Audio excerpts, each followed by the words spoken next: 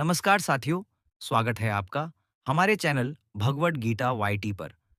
आज हम वह श्लोक गहराई से समझने जा रहे हैं जो अर्जुन के भीतर उठ रहे भय और समाज में उसकी छवि के असर को सीधे शब्दों में बताता है। श्लोक है, भयाद्रणादुप्रतम मनस्यन्ते त्वाम महारठा येषाम च त्वम बहुमतो भूत्वा यास्यसि लाघवम। इस श्लोक का अर्थ सादा सा है। लोग कहेंगे कि तुम डर गए और पीछे हट गए। जिन लोगों के बीच तुम बहुत मान सम्मानित रहे हो, उनकी नजर में तुम्हारी महिमा हल्की पड़ जाएगी, यानी तुम्हारी प्रतिष्ठा, तुम्हारा वजन कम हो जाएगा। यह केवल वाक्य नहीं, यह समाज मानस और मनोविज्ञान का बहुत ही सटीक चित्र है। अर्जुन के जैसे महारथी के सामने धनुष नीचे पड़ जाए, तो यह केवल उसका व्यक्तिगत निर्णय नहीं रहे, यह एक संदेश बन जाता है जो पृथ्वी पर गूंजता है। रणभूमि में एक योद्धा का कृत्य, उसकी हिम्मत, उसका ठहराव पूरे समाज को प्रेरित या निराश कर सकता है। श्री कृष्ण यहाँ अर्जुन को यह दिखाना चाहते हैं कि निर्णय के केवल नैतिक या आध्यात्मिक पक्ष नहीं होते, उनके सामाजिक और मानसिक परिणाम भी होते हैं। भय से पीछे हटने पर लोग क्या सोचेंगे, यही धारणा तत्काल बन जाती है। धारणा अक्सर सत्य से तेजी से फैलती है और बहुत देर तक लोगों के मन में टिक जाती है।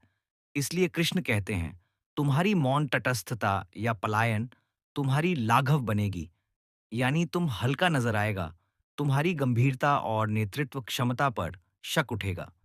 यहाँ एक बारीक बात याद रखनी चाहिए, गीता कभी भी केवल लोग क्या कहेंगे के डर के कारण कार्य करने की प्रेरणा नहीं देती, परंतु वह यह भी स्पष्ट करती है कि नेतृत्व और प्रतिष्ठा का भार समाज के लिए महत्वपूर्ण होता है। जब तुम सम्मानित स्थान पर हो, तो तुम्हारे निर्णयों का प्रभाव दूसरों पर पड़ता है। वे तुम्हें मॉडल के रूप में देखते हैं।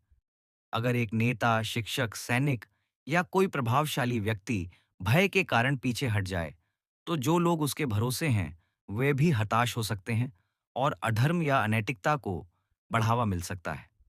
इसलिए कभी-कभी व्यक्तियों की कार्रवाई का नैतिक दायरा व्यक्तिगत से सामूहिक तक फैल जाता है।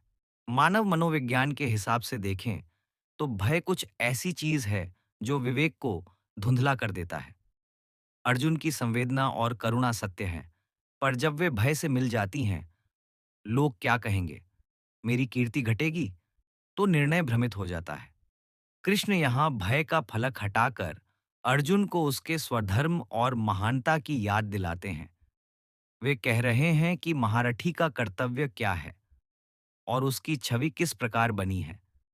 और अगर तुम अपने नाम की प्रतिष्ठा के लिए हार मानकर पलटोगे, तो वही प्रतिष्ठा मिट्टी में मिल जाएगी। आज के समय में यह श्लोक उतना ही प्रासंगिक है। एक ईमानदार अफसर को लेकर सोचिए, जो भ्रष्टाचार को उजागर कर सकता है, पर दबाव में दबकर चुप रहता है। वह समाज में अपनी गरिमा खो देता है। लोग उसे भौतिक कारणों से समझने लगते हैं। एक चिकित्सक अगर महामारी में दवाइयां वो छुपा दे या सही इलाज के खिलाफ चुप रहे, तो उसका पेशेवर सम्मान घटेगा और मरीजों के विश्वास में दरार आएगी। एक टीचर यदि बच्चों के भविष्य की कीमत पर सरल रास्ता अपनाता है, यानी सही न कहता, तो उसकी उन्नत इज्जत लाघव में बदल जाएगी। ये सभी आधुनिक काल के रणभूमि हैं, जहां हमारे छोटे छोटे निर्णय बड्ढी प्रतिष्ठा बनाते या बिगाड़ते हैं। यह श्लोक हमें यह भी सिखाता है कि प्रतिष्ठा केवल शोहरत नहीं है, यह जिम्मेदारी की पूंजी है। जब तुम्हारे पास सम्मान है, तो समाज तुमसे प्रेरणा लेता है। इसीलिए तुम्हें अपने सम्मान की रक्षा करनी चाहिए, न कि सिर्फ दिखावे के लिए, बल्कि ताकि वह सम्मान समाज के हित में प्रयोग हो सके। यदि तुम भय से पीछे हटते हो, तो वही सम्मान नश्वर हो जाता है और परिणाम स्वरूप कई लोग उसका नुकसान उठाते हैं। इसलिए कभी-कभी निर्णय लेते समय हमें यह सोचना चाहिए कि मेरा यह फैसला दूसरों के लिए क्या संदेश देगा।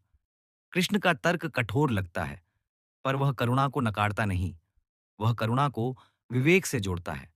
करुणा और सहानुभूति की भावना अच्छी है, पर जब वे ऐसे मार्ग पर ले जाएं जहां धर्म और न्याय का नाश हो, तब वे गलत साबित हो सकती हैं। अर्जुन के हालत में भी वही स्थिति थी। यदि वह मोह और करुणा के कारण पीछे हट जाता, तो वह अनैतिकता को बल देता। इसलिए निर्णय लेते समय हमें अपने स्वधर्म, अपनी भूमिका और उसकी व्यापक जिम्मेदारी का ध्यान रखना होगा। अब प्रैक्टिकल बातें, कैसे हम इस शिक्षा को लागू कर सकते हैं। पहला, निर्णय के क्षणों में अपने भीतर की सच्चाई सुनिए। क्या मैं डर कर पीछे हट रहा हूं या मैं सोच समझकर किसी बुरी चीज से बच रहा हूं। दूसरा, अपने कर्तव्य को पहचानिए। आपकी भूमिका क्या मांगती है। तीसरा, ब्रीदिंग और शांति के छोटे अभ्यास कीजिए। भय के समय 3 गहरी सांस लेना और अपने उद्देश्य को याद करना फैसले को स्पष्ट करता है। चौथा, सलाह मशविरा लीजिए, परंतु अंतिम निर्णय अपने धर्म मान्यताओं के अनुरूप रखें। पांचवा, परिणाम की चिंता कम कीजिए। धर्म के अनुसार किया गया कर्म अपने आप सम्मान दिलाता है, फल पर आसक्ति नहीं रखिए। अंत में यह भी याद रखिए कि लोग क्या कहेंगे। डर के कारण न केवल बाहरी कीर्ति घटती है, बल्कि भीतर भी लाघव आता है। आत्मगौरव क्षरण होता है, आत्मविश्वास ढहता है। गीता का संदेश हमें यही सिखाता है कि भय से ऊपर उठकर अपना धर्म निभाइए। तब आपके कार्यों की आवाज समय के साथ बढ़ेगी और आपकी कीर्ति बनकर समाज में अमिट संदेश देगी। यदि यह व्याख्या आपके लिए उपयोगी रही हो तो वीडियो को लाइक कीजिए, अपने मित्रों के साथ शेयर कीजिए और हमारे चैनल भगवत गीता यूट्यूब को सब्सक्राइब कर लें ताकि हम आगे भी गीता के हर श्लोक का सरल और गहरा अर्थ साथ में समझते रहें। मिलते हैं अगले श्लोक की व्याख्या के साथ। तब तक आत्मा के सत्य को पहचानिए और अपने स्वधर्म पर अडिग रहिए।